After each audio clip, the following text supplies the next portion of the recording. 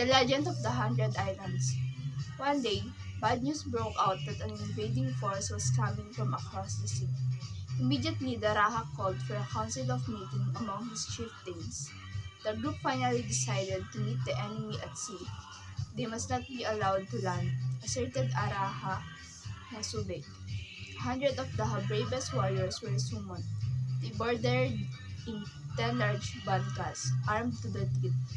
Datu Makisbeg commanded the task force in the land banka.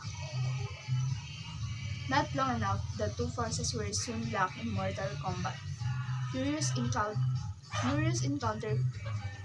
through hand-to-hand fighting broke out in the boats and ranged until the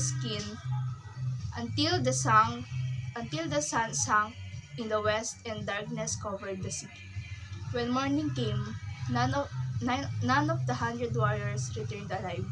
The enemy was nowhere to be seen. They had been annihilated, and so were the 100 warriors, led by the intrepid son. The kingdom celebrated the victory, but on the other land, the old Raha mourned for his son.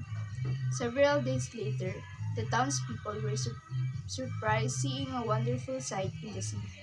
They were so fascinated with the many tiny islands dotting the sea line. There were about 100 of these islets. Some of the islands were shaped like overturned bankas, while others looked like bodies of dead men floating in the sea.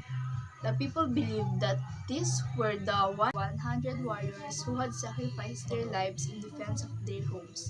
For the people of Alaminos to remember them, the gods had immortalized them in the form of islands so that they will watch over their native land forever. Green Park sa bawat subdivision. Iginiit kahapon ni Congresswoman Cynthia Villar ang agarang pagsasabata sa kanyang House Bill 1210 o Green Parks Act of 2004 na naglalayong magtatag ng mga green parks sa lahat ng mga subdibisyon sa bansa para sa proteksyon ng kapaligiran lalo na sa mga syudad at lungsod.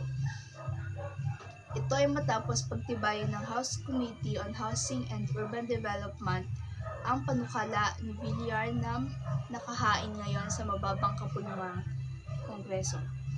Ang programang pabahay ng gobyerno ay dapat na bagayan ng malinis na kapaligiran. Kaya tama lamang na maglaan ang bawat subdivision maging ito ay residential, commercial at industrial ng bakanteng lote na pagtatamaan ng mga puno at halaman upang ito ay maging parke, ani Villar. Sa ilalim ng panukala, mahigit sa 30 puno ang itatanim sa bawat ektaryang sakop ng isang subdivision.